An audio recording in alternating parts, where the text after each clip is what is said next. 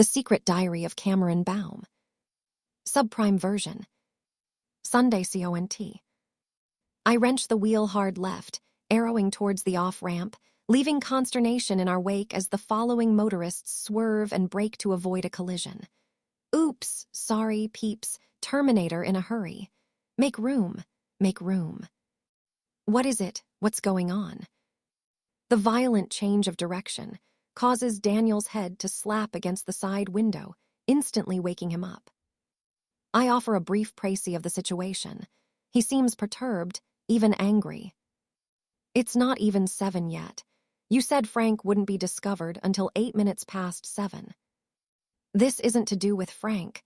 The BMW must be reported stolen. It's likely it has some kind of tracking device installed. You mean it's low-jacked? Why didn't you check before you stole it? Such devices aren't conspicuous. Plus, there was no time, and I didn't bring a spanner. Please, you could dismantle this thing with your bare hands. He knows me so well. So what do we do now? Call Uber. Dump this vehicle and steal another. Uber is our backup option. Seriously, I was joking. So was I. Bazinga. I bring the BMW to a halt under a bridge, just in time to see a helicopter fly low overhead following the interstate. This is called in the nick of time. I'm not sure who Nick is. Somebody who sells clocks, possibly. We grab our gear and move away on foot. The time is 6:45 a.m. In Seattle, Mr. Henderson will be in the laundry room waiting for the rinse cycle to end and wondering where his friend Frank is. Once discovered, it won't take them long to connect our reappearance with a vehicle stolen at almost the same time from the apartment building opposite. This is called putting 2 and 2 together. The answer's 4, by the way, if you're wondering. Where the hell are we? Oakland. Near San Francisco. This doesn't look like the Bay Area to me. It looks like a dump. He's right. I have seen more salubrious areas. We appear to have alighted in an industrial wasteland. Abandoned warehouses line the street, secure behind high chain-link fences topped by razor wire. There are no people visible. Fine by me, and no vehicles, considerably less so. Looks at the walls, the graffiti. I think those are gang markings. So we're carrying all our worldly possessions, and those guys are seriously bad hombres. Bad hombres, huh? Wait till they get a load of me. We jog to the end of the street, which leads to more streets. Let's pick up the pace. Easy for you to say you don't have lungs. At the end of street, we turn right and are rewarded with the sight of a solitary vehicle, parked neatly against the curb. There, quickly. Seriously, we're gonna steal that. What's wrong? Just look at it. I do. It's a Camaro painted gold that's had some major body work done. The suspension's been jacked up to accommodate huge slick tires that give the appearance of a dragster. The wheel arches are widened and flared, and the engine bulge on the hood is positively phallic. To cap it off, the windows are black and completely opaque. The overall look is as if Batman decided to pimp out the Batmobile with some serious bling. It has wheels and an engine. It will suffice. I stop beside the driver's door and wrench it open. To my surprise, the vehicle is occupied. A large black man is sat behind the wheel, caught in the act of consuming a large cheeseburger. He is equally surprised to see me, even more so when I drag him from his seat, round to the back of the automobile and stuff him in the trunk. I get behind the wheel and close the door. Daniel is more circumspect, hovering nervously in the street. I roll down the window. Come with me if you want to live. Always fun to use my catchphrase. Daniel reluctantly climbs in. From the rear, the vehicle's owner is making his feelings known about his sudden, abrupt change of circumstance. He is not best pleased. Are we taking him with us? Daniel asks. We have no choice. If we leave him, he will call the police and report his automobile stolen. We will be back at square one. From behind, sudden silence. Good. Perhaps he has resigned himself to his fate, that of unexpected cargo. Blam. Blam. Gunshots. I feel one bullet embed itself in the back of my seat. The second makes a neat hole in the roof. I can see daylight through it. That will not help the resale value. Prospective buyers are notoriously picky about cosmetic damage, especially bullet holes. One careful owner, my ass. Daniel jerks open the passenger door and dashes to the other side of the road. An impressive turn of speed for one who was recently complained he was tired. I exit the vehicle myself and head to the rear. A noisy passenger is one thing. A passenger with a loaded weapon he's prepared to discharge quite another. I pop the trunk. The man blinks owlishly at the sudden transition from darkness to daylight. Then he brings his pistol to bear, holding it in both hands like they do on TV shows. He pulls the trigger. Blam! At point-blank range, he can hardly miss. My favorite top is ruined, to say nothing of the damage done to my pseudo-flesh. Honestly, it's a terrible thing when you can't just steal a person's automobile, stuff them in the trunk, and drive away without being shot for your trouble. The world's gone mad. I bat the gun away before he can get off another shot. Hello, tops cost money. I'll kill you, you bitch. He comes at me with his bare hands, as if to strangle me. Oh, please, get real. I give him a shove, a firm shove.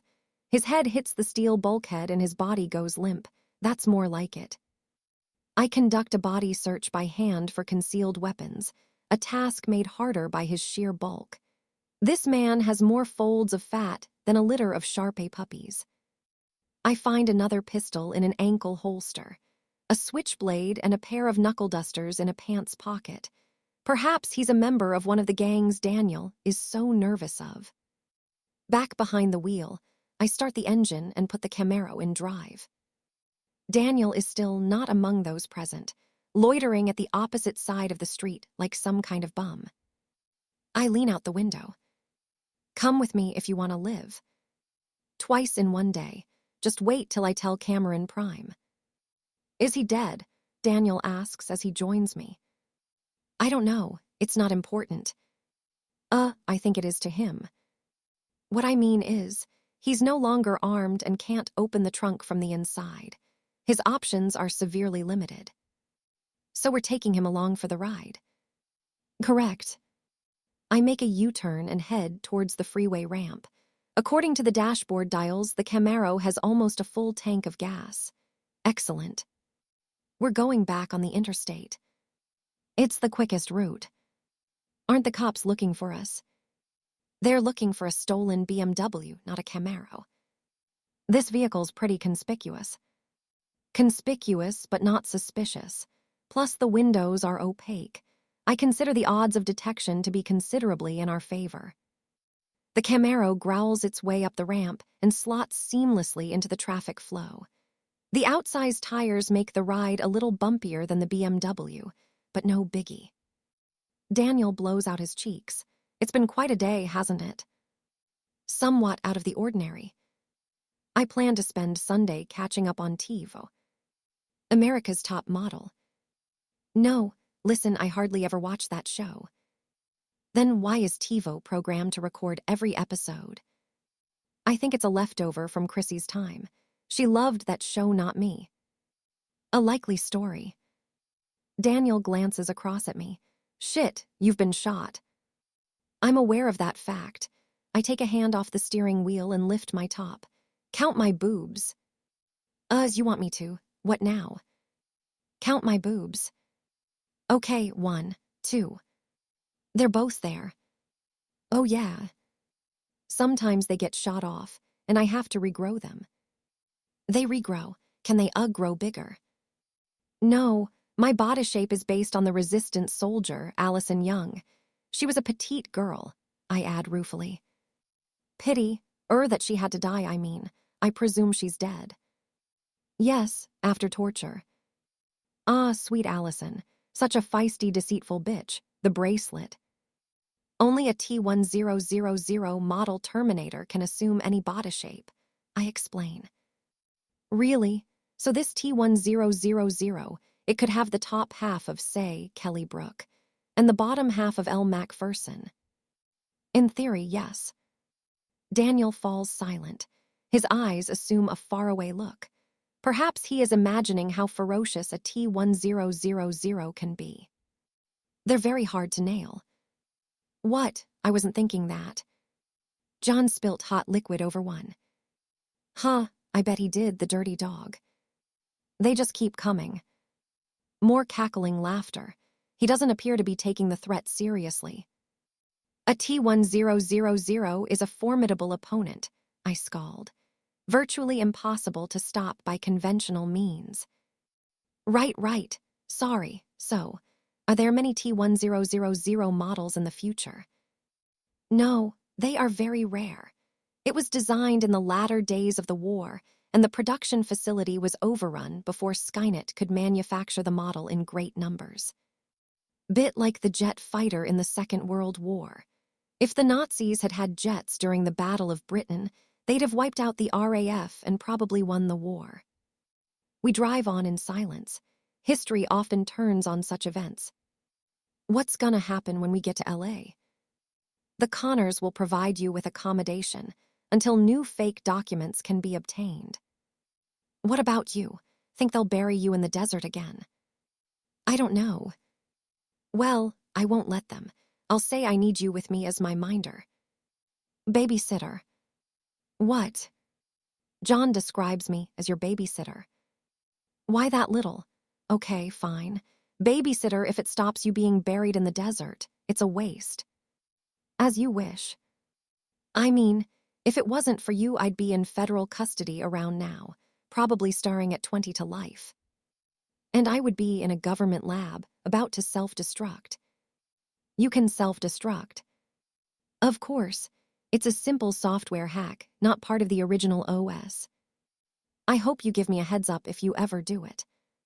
If possible, I will. You'll need at least a quarter mile of distance between us. Wow, that must be something to see. What can I say? I go off with a bang. A very big bang. Noon, southbound on Interstate 5. Daniel is fidgeting. I'm hungry. I haven't eaten since yesterday. Man, I wish I'd brought some food with me. I only did a grocery shop Saturday. That's $90 down the toilet. Isn't that where they usually end up? Not before I've masticated the hell out of them. And I bought bacon-flavor tater tots. Why would anyone make potatoes taste like bacon? Why not just eat bacon? Because sometimes only tater tots will do. Do they sell bacon that tastes like potatoes? Of course not, that'd be crazy. I open a subfolder and insert this fresh data. Potatoes that taste of bacon equals sane. Bacon that tastes of potatoes equals insane. This guy's gotta have something to eat in here. Did you see the size of him? Now there's a man who loves his tater tots. Daniel manages to pry open the glove box. Several small plastic sachets cascade out. Holy shit, look at this. It's stuffed with these things.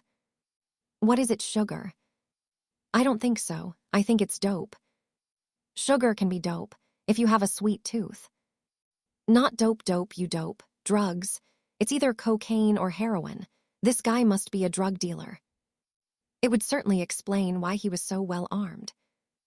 I make a tear in one of the sachets and transfer a little bit of white powder onto my finger. I insert the finger in my nose and sniff. Oh my God, did you just snort drugs? Cocaine, I confirm as sensors scroll the data down my HUD. Good quality, very little bulking agent. Are you high right now? High? Oh, you mean intoxicated. No, cyborgs aren't affected by drugs. We have no bloodstream to contaminate. No nasal linings to destroy. No. Okay, I get it. Drugs are bad for you. He rummages deeper in the glove box. Aha, found something.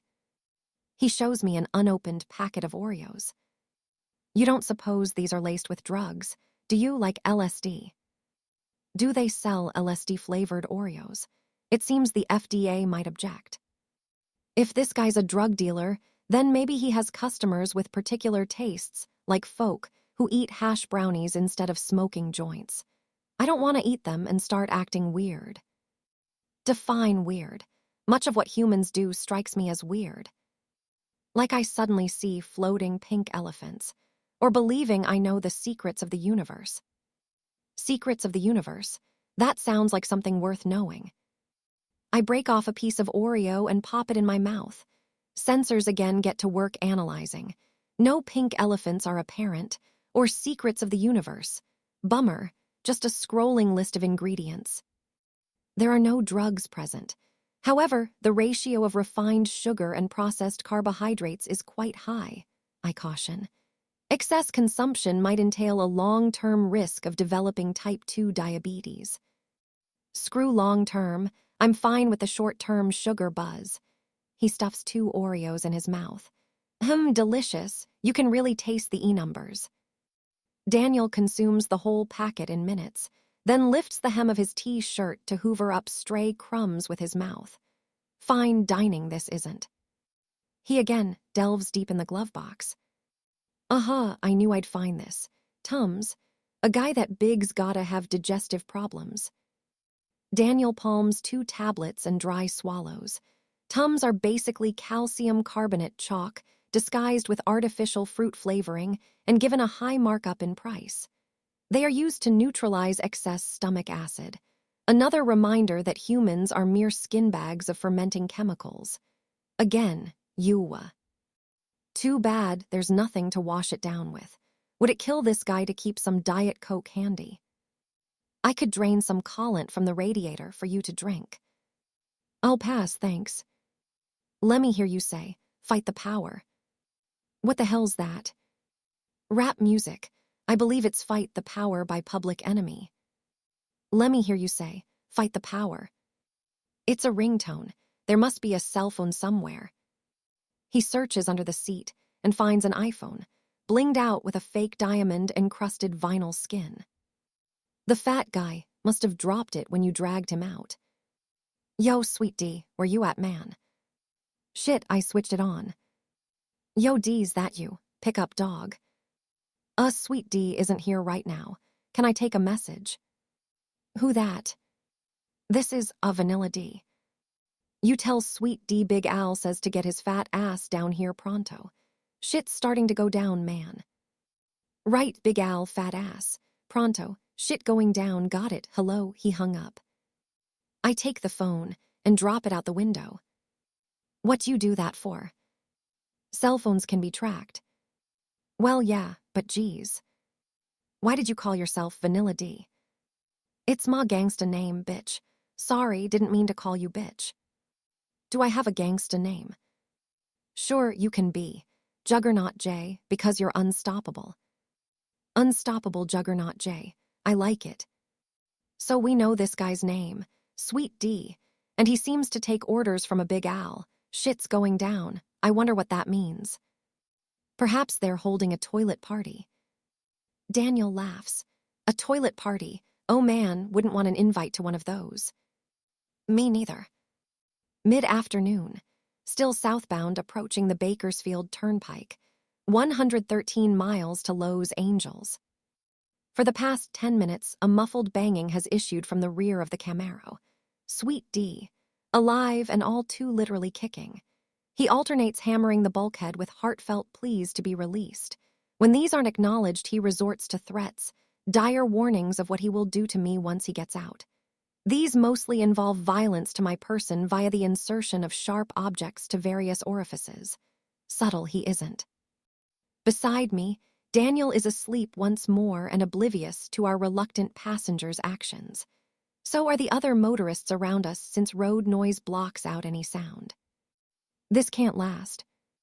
Once we leave the freeway and enter Lowe's Angels proper, narrow suburban streets with stoplights and pedestrians, people will hear him as we drive past or stop at junctions and possibly be motivated to call the police. This won't do at all. I take out my cell phone and hit the speed dial. John answers on the 3rd ring. Good. He is alert and reactive. I keep it short and to the point. We have another problem. The secret diary of Cmron Baum. Monday. Mid-afternoon. The driveway of a house in Calabasas, a suburb of Los Angeles and due north of Topanga State Park. They'll be here soon. You ready? Of course. The house is empty, abandoned by its owners 3 months ago as they fight a messy divorce battle in the courts to decide who gets legal possession. We heard about its limbo status from Doug Bartlett. The husband is one of his dental patients. With its large driveway shielded from the street by mature trees and shrubs, it is the perfect meeting place if you happen to know someone who has, say, a man locked in the trunk of an automobile and wishes to deal with him in a discreet location. It doesn't get any more discreet than this. Nice here, isn't it? Peaceful. Yes, Snowy would enjoy the trees. Though I doubt the trees would enjoy Snowy. John is leaning against the Suburban, face tilted upwards to catch the rays of the late fall sun. It's less than a week to Halloween, that time of the year when normally intelligent Americans try to convince themselves ghosts and ghouls actually exist. A few days later, a real-life ogre will be elected to the White House, confounding the so-called experts who even at this late stage are confidently predicting the continuation of the liberal status quo. Hang on to your pussy hats, gentlemen, it's gonna be a bumpy ride. That sounds like them now. The low rumble of a V8 being throttled back. Oh wow, will you look at that? It's a Camaro, blinged up to within an inch of its life. The gold paint job sparkles in the sunshine while the engine bulge on the hood looks like a giant. No, I won't say what. This is a family diary.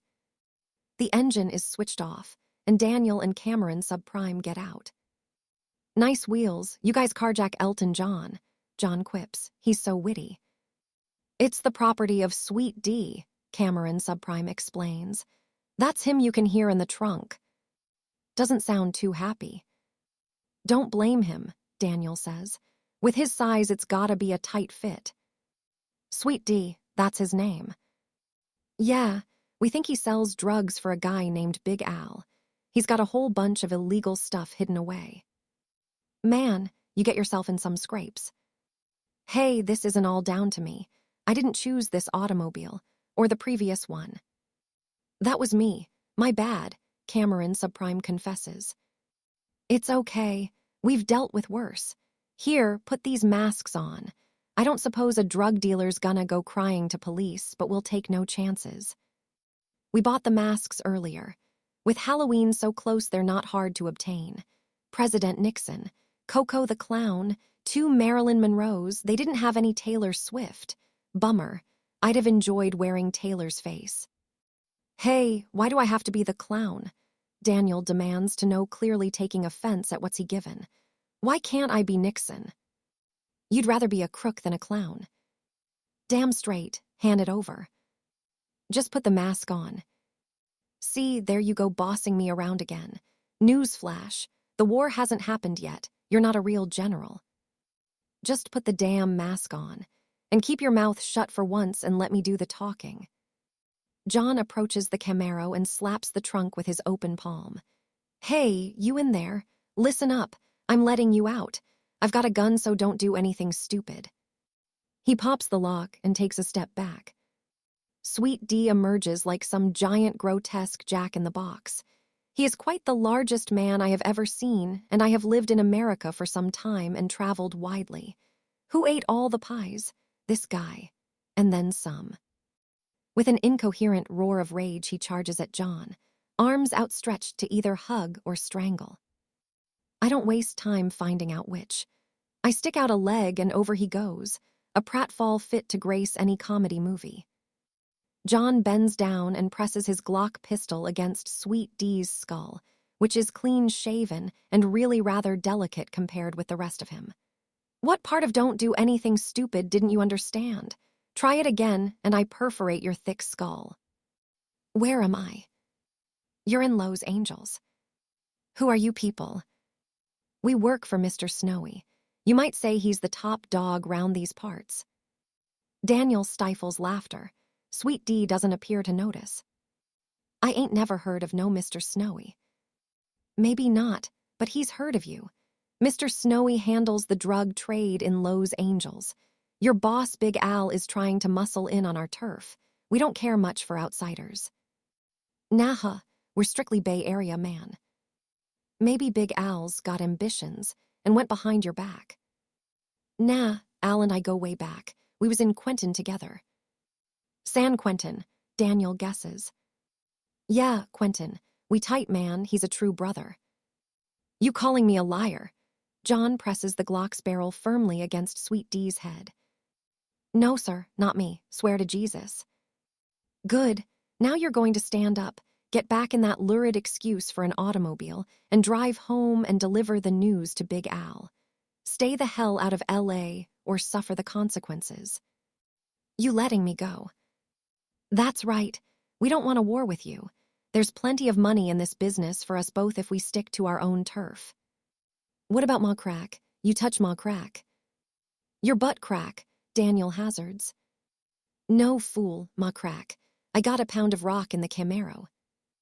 It's still there. Consider it a sign of Mr. Snowy's good faith. Don't go abusing it. Sweet D struggles to his feet and glares at us. He is easily 6 feet tall, yet seems shorter due to his girth. I shot one of you back in Frisco. A girl, skinny little thing. Strong, though. Picked me up like I was nothin'.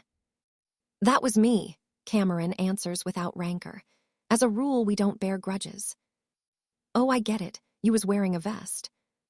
A halter top. Thank you for noticing. John waves his pistol at the Camaro.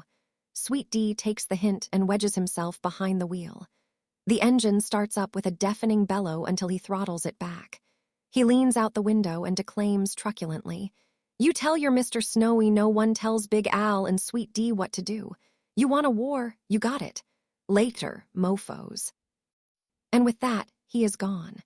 The V8's signature growl fades with distance until all is silent once more. We remove our masks.